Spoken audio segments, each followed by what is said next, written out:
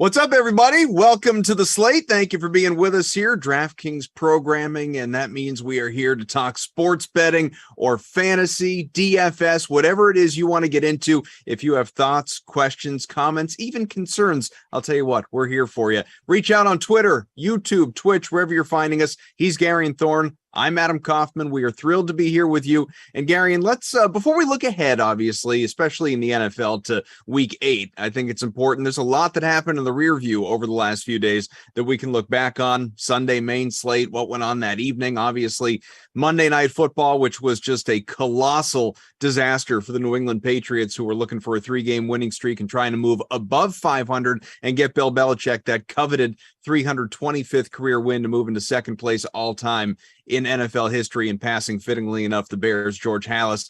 Could have done it, should have done it, favored by more than a touchdown, and the thing went sideways in foggy, dreary weather in New England. But the big story coming out of that is not the Pats' loss so much as this weird QB controversy that is actually, like, it was a laughing matter for a while, Gary, and now it seems to be a real controversy. Mac Jones, the first-round pick, Bailey Zappe, the fourth-rounder most recently, and what direction this is going to go in coming up upon week 8 in New York against the Jets.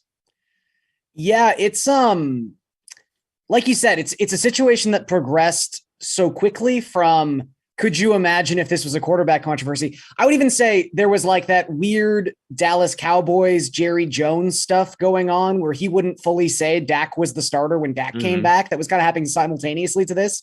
And we were also focused on that and the Cooper Rush stuff and how crazy this all was, that maybe we were kind of like, oh, this is an apples to apples situation in New England. Obviously it's Mac's jobs when he comes back, but Zappe played pretty well in those 2 games in the interim and didn't look amazing last night. Obviously, I guess my sort of big picture take here is, does it really, obviously for the franchise, it matters, but let's for 2022-23, does it matter?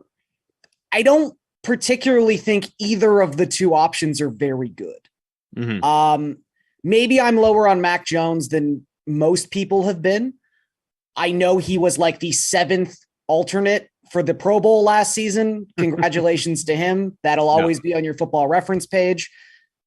But this was someone who did not look good in the preseason. And obviously some of that was kind of like pushed under the rug because of the uncertainty surrounding who was calling the plays in New England and what exactly the offensive system was going to be and what they were going to do without Josh McDaniels now in Oakland.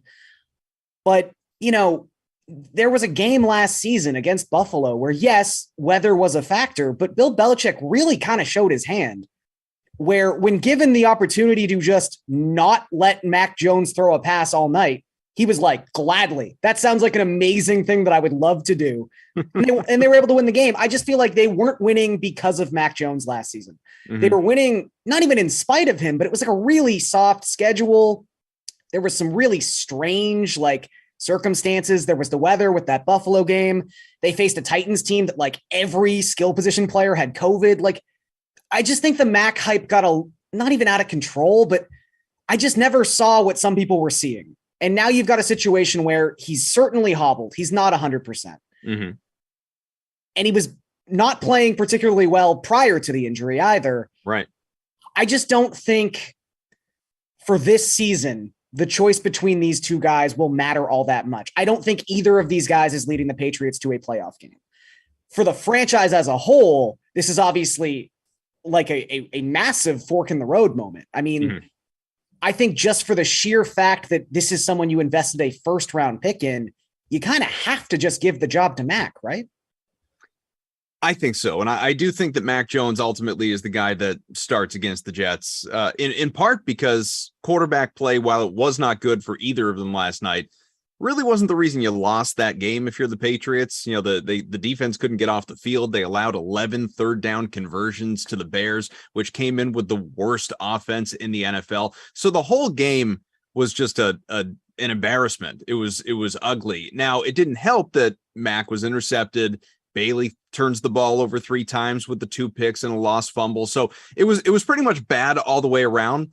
But it's not like Zappe, after those first two touchdown drives, did enough before the 3 turnovers to say, well, of course you start him against the Jets. So I think it does sort of revert back to Mac. I think it's so funny that whether manufactured post game and just sold to us by Bill Belichick and Mac Jones, or whether it was actually true because Adam Schefter tweeted as much right before the game started, that they went in assuming they were going to play both quarterbacks at some point or another, and that this was the plan. It's weird, but I agree with what you're saying that I'm not as out on them possibly being a playoff team as you are, but I certainly will concede that their ceiling is a wild card team, and that even if they do get to the postseason, they're not remotely on the level of the Chiefs, of the Bills, of some other teams that exist even in the AFC, let alone the NFC. So they're not going anywhere this year in the grand scheme of things. They are not contending for a championship, but it absolutely is, as you put it, and I think put it well, a fork in the road for the organization and sort of an interesting thing. I think that if, we could go on and on and on with this, but it's not a New England focused show. What I think is interesting though, is that division, which obviously features, your favorite team, the Miami Dolphins as well. You have had the Pats won that game last night, you would have now had all of these teams sitting above 500. The Bills are the Bills and the betting favorite to win the Super Bowl, and we know who they are. But the Dolphins, the Jets have won their last 4. They're going in, man, and to the point where like Breece Hall goes down, which sucks. Such an entertaining rookie, fun to watch. Goes down for the year with the ACL injury.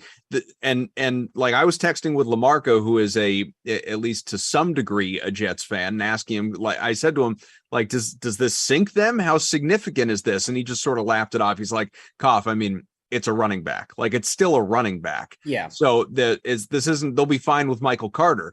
But obviously they didn't believe that because they immediately went out and gave up draft pick compensation to get James Robinson in there. So this division, top to bottom, is as competitive as it's been, I would say, since 2002, which is the last time that all 4 of these teams in the same year were at least 500, Garion. And at least as of right now, and I'm not even talking about the Patriots, just the division. Right now would be the Jets and the Dolphins. This division could have 3 playoff teams. I mean, they do. It's in considerably better position than it was preseason, just because I think there was this consensus that without any shadow of a doubt, you were getting 2 wildcard teams from the AFC West. And at this point, I mean, the Raiders, I think they have a relatively soft schedule coming up. They've probably played better than their record would indicate. I think, that Cardinals game could have gone either way. If they just hold on to that lead, they're 3-3, and we're not really having this discussion, but they're 2-4. The Chargers are losing players left and right. I mean, Mike Williams, we don't know exactly the severity of that injury yet, but it did not look good. And he's probably going to miss this week, if not a couple more. Well, I guess they're on bye this week, but he might miss a game or 2, even with the bye week this week. And, then you've got the Broncos, who have just been, I mean, possibly the worst possible scenario for them so far through 7 weeks of action, considering the preseason buzz. The Steelers seem like they're out of it. More of looking at what this is going to be like offensively too. Like, this Russ situation is not going to get better. No, I mean, I don't know if it can get worse. It's really tough. But the Steelers aren't. Even though people weren't like ecstatic about the Steelers coming into this season, you're always kind of just like, well, Mike Tomlin's Mike Tomlin. They might be 9-8. They might be hovering around 500. They could be in the mix for that 7th wild card or the 3rd wild card, 7th seed. The AFC South seems like a division where you're only going to get 1 playoff team, especially with the Jaguars sort of being underwhelming and maybe not living up to some of the, just that little spark of preseason excitement people seem to have about them. So it does seem like there's an opportunity now for wild cards to come out of the AFC East, which does seem sort of crazy with the last 2-decade history of the AFC East. I still have my concerns about every one of the non-Buffalo teams, though. I mean, the Jets, yes, they are 5-2. It's sort of funny that we are having this discussion between like, do you start Mac? Do you start Bailey Zappe? Because it seems like every team the Jets have played this season is going through some sort of quarterback controversy or some sort of quarterback woe, if you will. I mean, they beat the Browns with a miracle at the end of the game where Nick Chubb probably should have just kneeled and they would have won the game. But obviously they're beating Jacoby Brissett in that game. They're going up against the Steelers, who I think made a quarterback change in the middle of that game. The Dolphins start that game without Tua. They go to Teddy Bridgewater, who then gets ruled out after a play. Then they have to turn to their rookie 7th rounder, Skylar Thompson. Then they get to face, Rippin this weekend and not Russell Wilson. Like, I can't take anything away from the Jets because it's a fun story. I'm happy for Jets fans. It's fun to see them happy. But, you've got Zach Wilson out here throwing for 100 yards a game. And yes, their defense is legitimately good. I think you can kind of set that in stone. But, they also lose Vera Tucker this weekend. Like, they're down 4 of their starting offensive linemen. They don't have Breece Hall, who, yes, he's a running back. I don't want to inflate the value of a running back, but he has been their offense the last couple of weeks because Zach Wilson has done absolutely nothing since coming back from his own injury. It's just a situation where I don't yet know if I want to believe in the Jets. Like, it mirrors the Giants so much. It's almost insane. But if the Jets beat the Patriots this weekend going through their own quarterback, midlife crisis, it wouldn't shock me either. Like, suddenly the Jets could be 6-2. And at that point, you kind of just have to pencil them into a wild card spot because it would be almost impossible for them to drop the amount of games they would have to. And then, you've got the Dolphins who have a negative point differential right now. Really close victories against Baltimore and Buffalo, games that could have definitely gone to the other team's advantage. I mean, they could be, if Tua's healthy, they could be 5-2. If some other things go the wrong way, they could be 2-5. Like, I just think Buffalo is still clearly the number 1 team in this division by such a wide margin. And really in the AFC in general, who's the 3rd best team in the AFC? Like, it's a really hard answer to have. I think you could make the case that it's probably the Ravens just because I was going to say, yeah. I mean, they've been winning so much of their games. I think coming into this week, they'd only trailed for like 7 minutes, despite the fact they had 3 losses. But, the Chargers, they're so injured. It's just hard to really trust them too much. It's the Bengals, I guess, are another option probably. But, we were burying them 3 weeks ago, though it seems like they've figured some things out on offense. I just think the Bills and the Chiefs are so far and away the 2 best teams in this conference that everything else might not really matter all that much. Titans, you believe in them? I believe in them in the fact that they're the competent team in an incompetent division. That's about as much as I'm willing to give them. I mean, the whole someone has to win the South. Someone's got to win the South. Look, again, they're fine. They know what they are. Generally speaking, they play really good defense. They run the football well. They don't ask Ryan Tannehill to do anything he can't do. It's a good system. Right. I think they miss Arthur Smith, but it's a good system. And right now there's just no one in that division. I mean, they've already beat the Colts twice. It's kind of crazy. Those teams have played twice already at this point in the season, but the Colts are now at such a disadvantage in that divisional race. They're having their own quarterback controversy. Right. We'll get to that. It's just so dire outside of anywhere but Tennessee that it's hard for me to think they just won't have an automatic seed into the playoffs because they're going to win that division. So going back to what you were just talking about in terms of the playoffs and like, could the Jets find a way to screw this up if they actually win their 5th in a row and make it, 6 wins at this point so early in the year. And part of me says, well, yeah, they're the Jets. Like they are the Jets. Find a way, it's like, don't count them out just yet. But at the same time, I guess I wonder, last year when we went to a version of this format anyway, you had a 9-win playoff team, and obviously with the expanded wild card format, it's not inconceivable to think 9 wins is good enough to get you in. Just go above 500, go 9-8, and then there's enough depth there. But with the strength of the AFC this year, and when I say that, I don't mean contenders. Obviously, there's only a couple, like you talked about, but just depth wise and parity wise, I do wonder if it'll take 10 wins to get into the playoffs in this conference, just because everyone's going to kind of beat up on each other throughout. Yeah, it's definitely possible. I mean, you do have some truly bad teams in this division. I think the Steelers are definitely in that category. The Texans, obviously. I wouldn't put the Jaguars there yet. They do have talent, but I think you could have a sort of Chiefs and Bills fighting it out for that number 1 seed. Although I think you could also make the case the Chiefs might not care. I think their whole focus is sort of just like, let's fine tune this thing. Let's keep everyone healthy.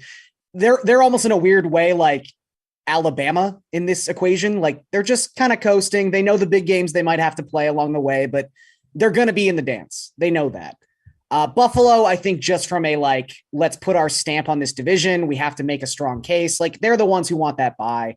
They want home field advantage. They want Kansas City to have to come to Buffalo.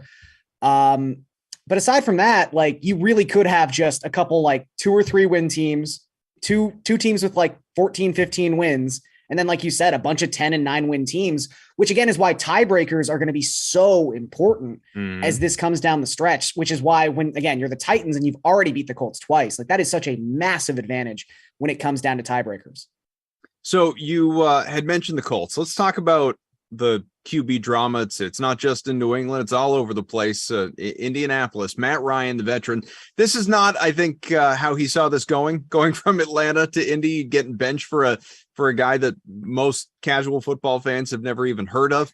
And, presumably is not going to start the rest of the year unless something really, again, goes sideways for Indy, but it can't get too much worse than what it's been so far at that position. Matt Ryan, though, just looking at his numbers right now, Gary, and I know he's been kind of up and down throughout the year if you were to look like specifically at a game log, but at overall season numbers, I guess it just speaks to sort of the evolution of the league and what a passer's league it is, and you can't touch the quarterback and all of that, because some of the numbers he has right now through 6-7 games, like his completion percentage is north of 68. He's averaging almost 300 passing yards a game. Like once upon a time, these would have been numbers that would have you celebrated. Yeah. And now obviously between the 9 touchdowns to the 9 interceptions, landing him on the bench and sort of taking this team nowhere. But was it the right move? Was it a desperation move to try and just kind of change the tide? Is he going to find his way back into the lineup at some point down the line? What direction does this go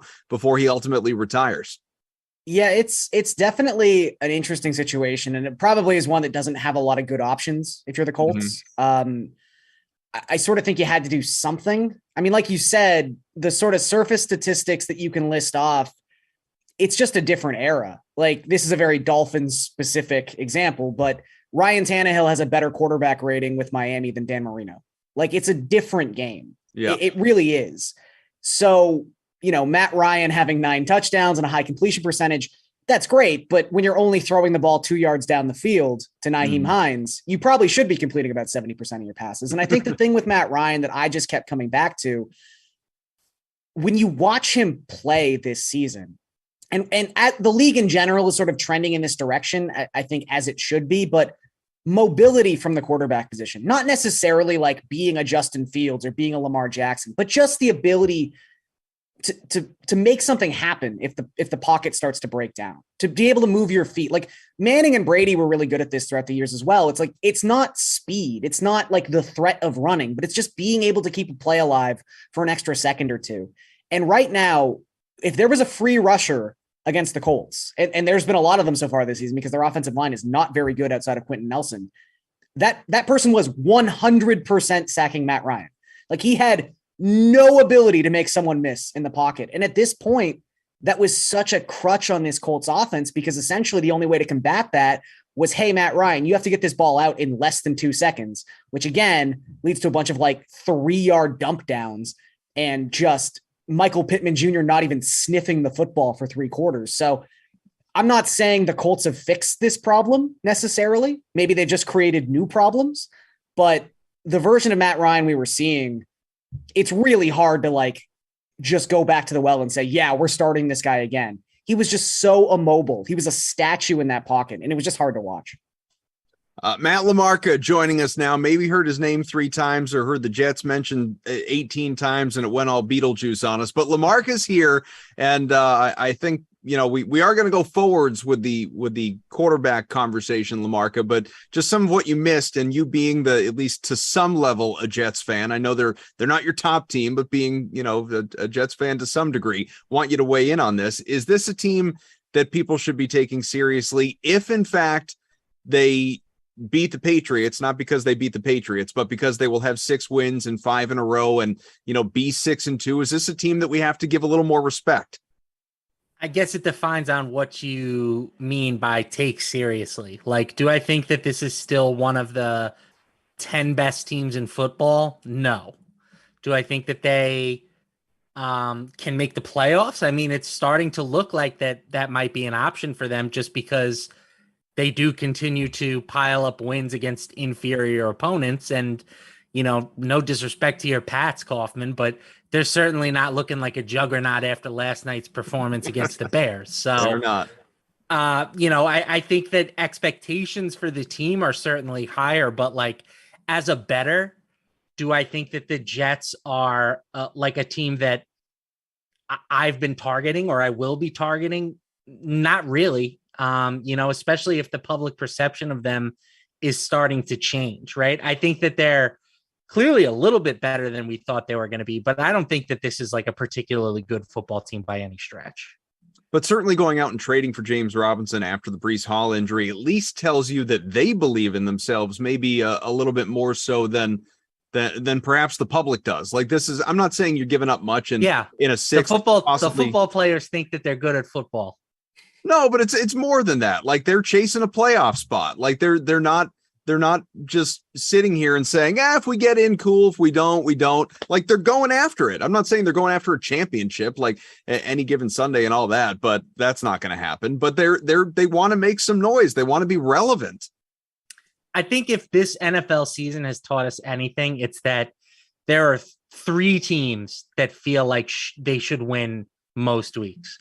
And every other team in football should feel like they have a chance to win as long as they're not playing one of those 3 teams. And I think we would all agree, obviously, the Chiefs, the Bills, the Eagles, they're the class of the NFL right now. We'll see what direction that goes in. And to no surprise there, your top 3 favorites, not in that order, to win the Super Bowl. DraftKings Sportsbook has the Bills at plus 250. The Eagles are plus 500 right now. The Chiefs plus 700. And then next best, the Niners at plus 1,500. And that's a good place for us to go, actually, because with about, 10, 15 minutes left in the show, we have not even mentioned the name Christian McCaffrey yet, boys. I know that Carolina's doing its fire sale, and it's only a matter of time before maybe DJ Moore gets dealt or other players get dealt. First it was obviously Robbie Anderson, now CMC to go to the Niners. He debuted over the weekend, didn't do much, but you knew he wasn't going to play much. I think it was around 20 snaps, something like that. I was shocked, not that he was traded, but that he went to San Fran. And I think it's a really interesting fit, gives them certainly a more dynamic offense. Feel bad for you if you have Jeff Wilson, stashed in your season-long leagues. But, what'd you think of the move and what direction, Gary? And is this going to go in terms of McCaffrey's success compared to what he did with Carolina when you've got Deebo Samuel as part of that offense and part of that backfield too? Yeah, I think he definitely takes a small fantasy hit. He's still an elite fantasy option overall and at his position, but like you said, there's a couple more mouths to feed. The Kyle Shanahan offense is obviously a little bit more exotic. They're willing to go to more more people and get those wide receivers involved. And yeah, I think he's probably going to see a little bit less volume than he was seeing in Carolina, but obviously that some of that could also be erased by the fact that he's now playing in a better offense and his potential to score touchdowns is a little bit higher outside of Carolina. I just think in general, this was a very confusing move from the 49ers, an organization that simultaneously is always proving that you don't need a name brand running back.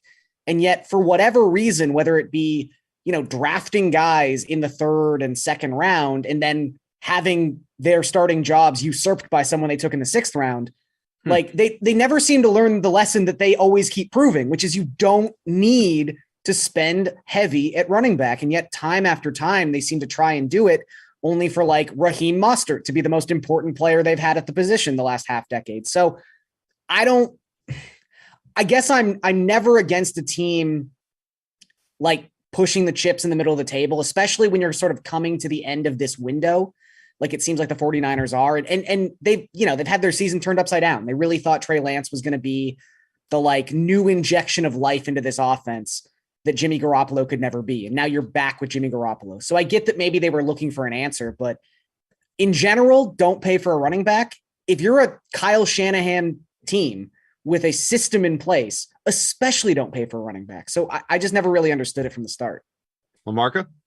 Absolutely hate the trade for the 49ers. Like they're killing their future selves by dealing away so much of their depth. They're already without a 1st round pick next year. Now you give up a 2, a 3, and a 4, and the player that you get back does not necessarily heal any of the woes that your team currently has. The big question with the 49ers is, can Jimmy Garoppolo throw the ball when he needs to? And Christian McCaffrey is not the answer to that question. He's a great receiver out of the backfield, but you know what? Like, Deebo Samuel was kind of doing the Christian McCaffrey role already. Mm-hmm. So I get it. You add a talented player, and there's no doubt that he is a talented player, but I worry about how this is going to look for the 49ers next year when you're adding no infusion of rookie talent. I mean, it's already starting to catch up to the Rams. Their strategy of, we're just going to trade all of our premium draft picks for these blue chip guys. And they did get a ring out of it. Congratulations. It worked for them. But you're already seeing that toll catch up. Does this make the 49ers any more likely to win a Super Bowl this season? I don't think it does. And it clearly impacts their ability in the future.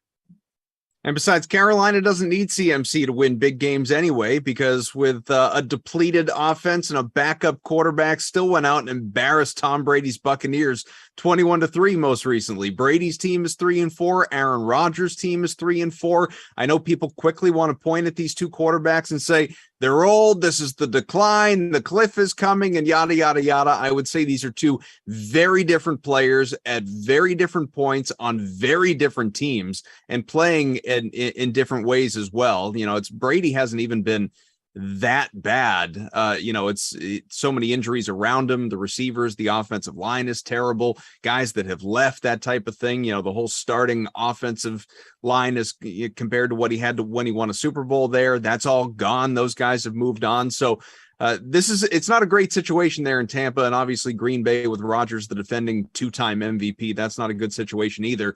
Is this LaMarca a sort of the beginning of the end? I know we always are inclined to have that conversation, but do you think either of these two teams, I'm not even talking about the players, like the two quarterbacks, these two teams, do they rally? Are they still there at the end like they always are? Or is this the year that we see them just fall short and kind of limp to a finish?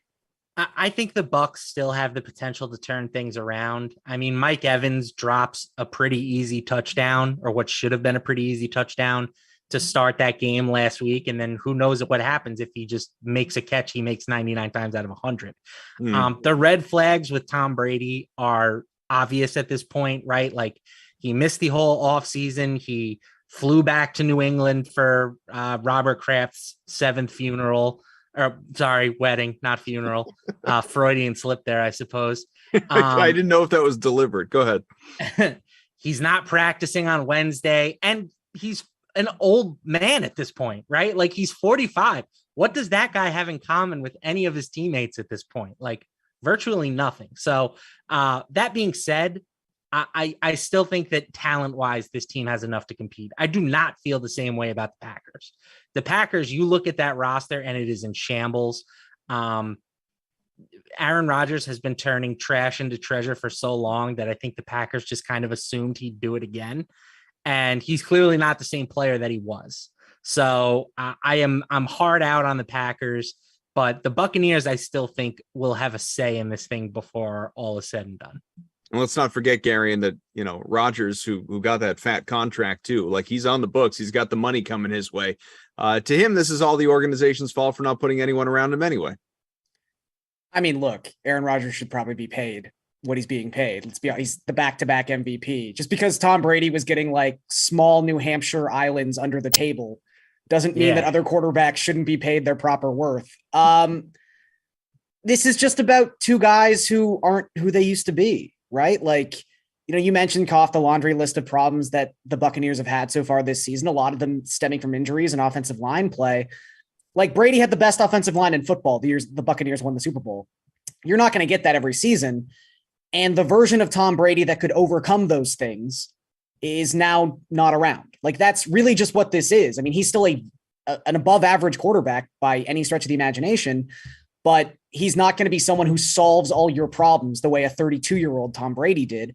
And the same with Aaron Rodgers. And I agree with Matt. I think the Packers have much more problems than the Buccaneers right now, particularly the fact they don't play in the NFC South, which we make fun of the AFC South all the time, but the Buccaneers might only need 8 wins to take down this division. And once you get into the playoffs with Tom Brady and you've given the whole season time to maybe get some of these guys healthy, like maybe Julio Jones is actually on a football field by the time the playoffs rolled around.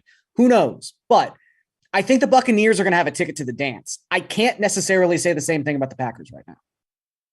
Yeah, looking at the division odds there in the NFC South, the Bucks -225, the Falcons, as our friend Moose would say, +275.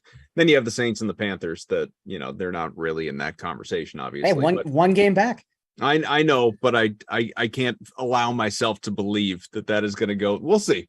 In the interest of time, because we do only have a few minutes left, there are Madden Sims that are coming your way beginning at 6:00. I want to make sure that we have time to get to this, even though we've still got a few days. But just some thoughts anyway. I don't know how much you've looked at it, Lamarca, but Garen's taken a deep dive here with the World Series starting on Friday. Not a matchup that, as a fan, I am even remotely interested or invested in, the Astros and the Phillies. But nevertheless, I understand why some around baseball, especially those markets, would be excited. The Astros are certainly expected to win this thing in that they are now, this is their 4th World Series in the last 6 years, won the or at least competed for the pennant each of the last 6. So they're a dynasty for all intents and purposes, clearly, and looking for another World Series championship against a Phillies team that's in the playoffs for the first time since winning the World Series back in 2008, and now is sort of has that team of destiny situation, not even winning 90 regular season games and being in this spot. So Garion,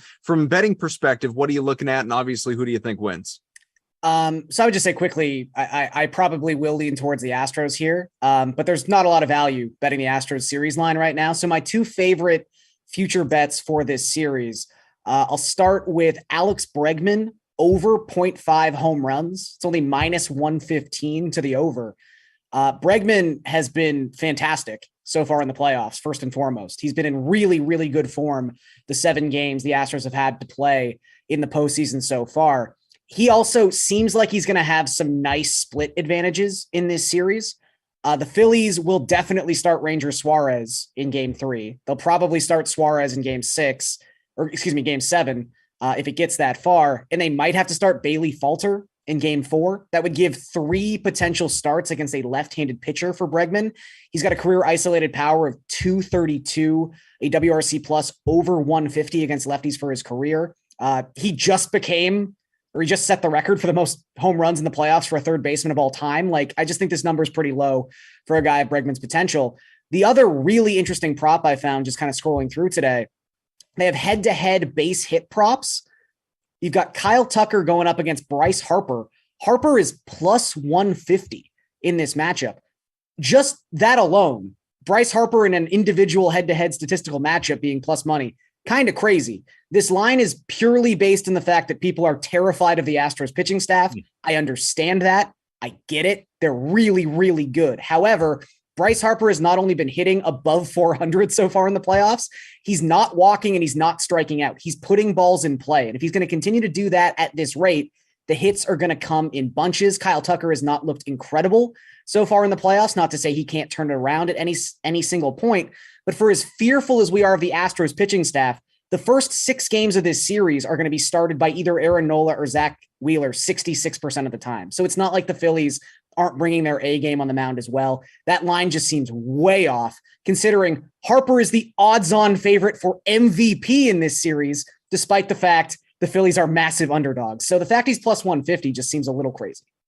I just want to add, I think I said the Phillies were in the playoffs for the first time since winning the championship back in 2008. They were there a couple of years after that, haven't been there since 2011, which I'm sure Gary and Lamarca, you both know. So when you hear me say something stupid, call me out. You're not going to hurt my feelings. Lamarca, what do you think of this series? I think the Phillies have a chance. That's as far as I'll go.